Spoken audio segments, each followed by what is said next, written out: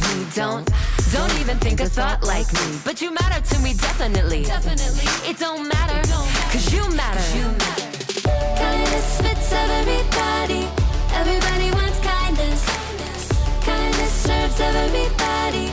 Everybody needs kindness. Kindness fits everybody. Everybody wants kindness. Kindness serves everybody. Everybody needs kindness.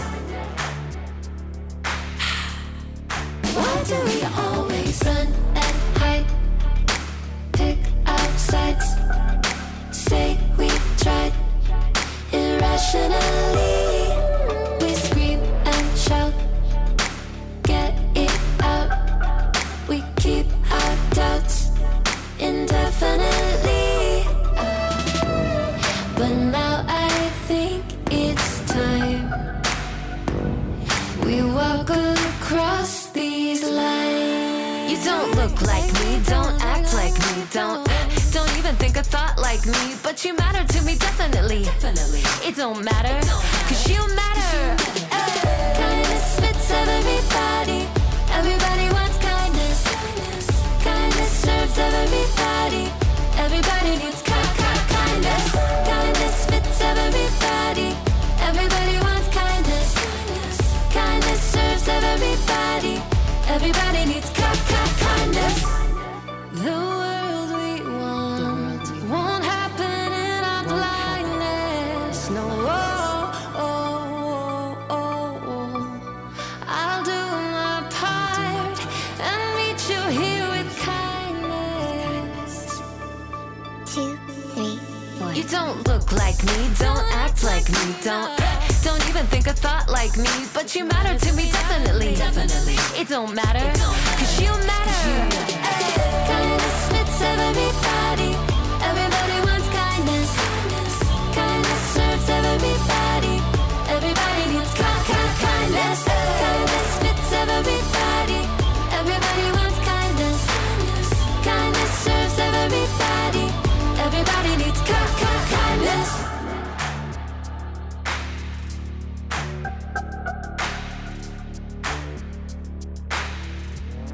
Boom, boom, boom, boom.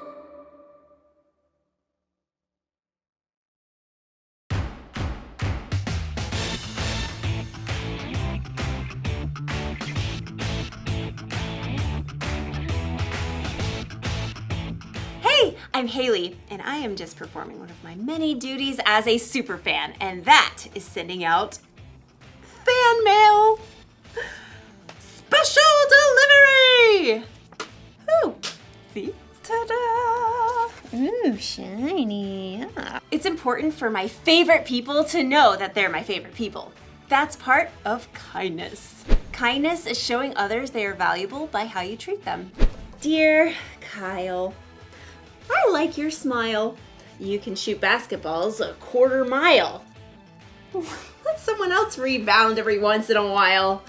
Your biggest fan. But don't get me wrong. I'm not just a fan of famous athletes. I'm fans of all kinds of people. Dear Mom, you're the bomb. You're like the coolest.com. You make me want to shake a pom-pom. Your biggest fan, hey. Dear sis.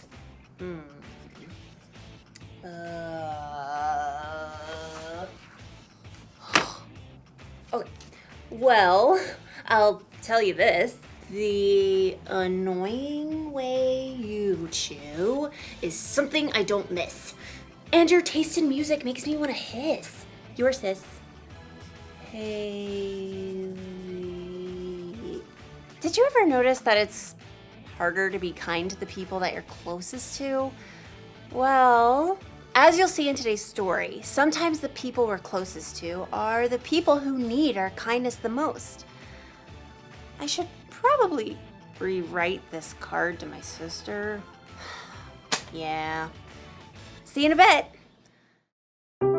The Bible. It's 66 books of history, stories, letters, and poetry that fit together to form God's one big story. The epic adventure of how He created us and loves us so much that He made a way to rescue us. As we travel through the Bible, from Genesis to Revelation, we discover people who met God and found their lives changed forever. Now, for an amazing story. Inspired by the Book of Ruth. In the land of Moab, there lived a young woman named Ruth. She married a man from Judah and must have dreamed of a large family and many children. We'll name them Zeke and Hannah and... But Ruth's happily ever after ended before it began.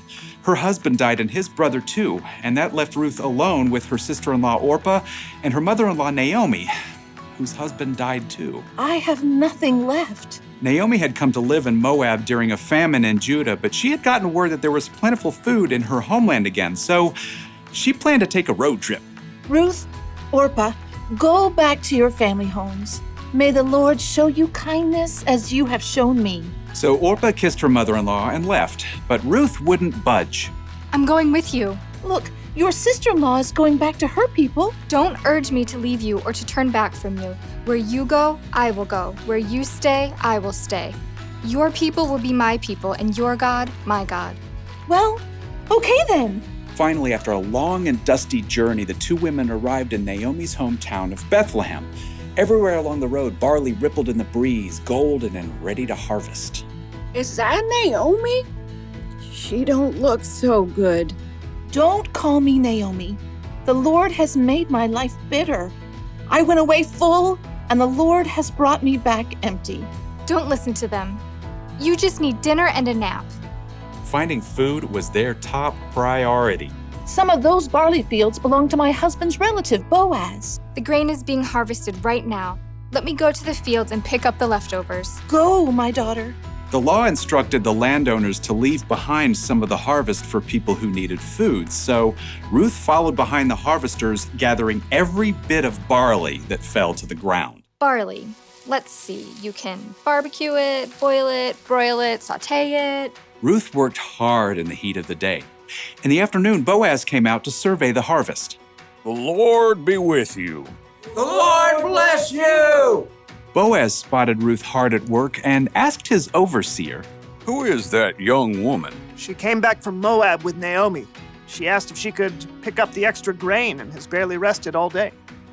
Boaz was moved by Ruth's care for Naomi. He waded through the barley to speak with her. Stay here and follow along where the men are harvesting. I'll make sure no one bothers you. And when you're thirsty, you get a drink from the water jars. Why are you so kind to me, a foreigner? I've been told what you've done for your mother-in-law, how you left your homeland to come here. May the Lord reward you. Boaz offered Ruth bread and roasted grain to eat, and at the end of the day, she was able to bring a large amount of grain home to Naomi. So much food! Ruth continued to work in Boaz's fields until the end of the grain harvest, but even then, life would have been very difficult for two women living alone together. So Naomi laid out a plan for Ruth. I will do whatever you say. At the end of the harvest, the workers threshed the grain to separate the edible kernel from the straw. Then they held a big celebration.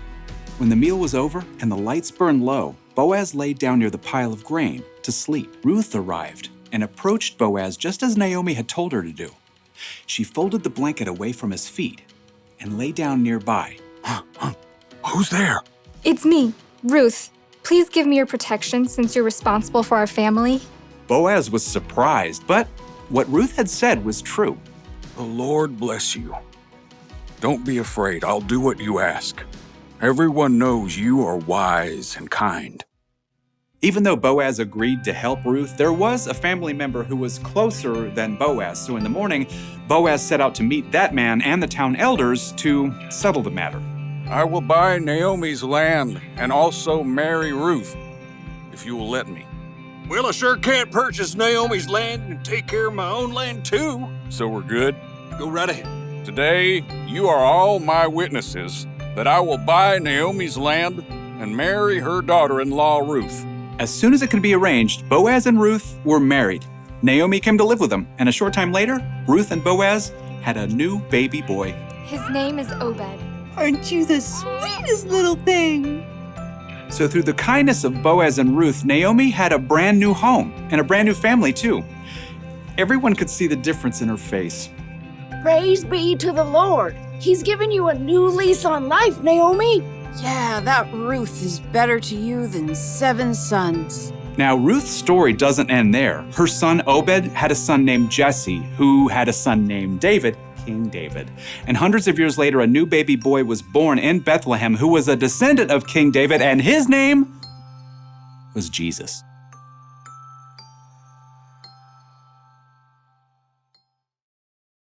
A lot of kindness was being shown in Ruth's story.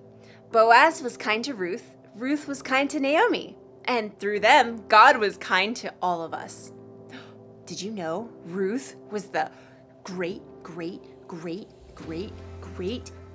several greats later great grandmother of Jesus?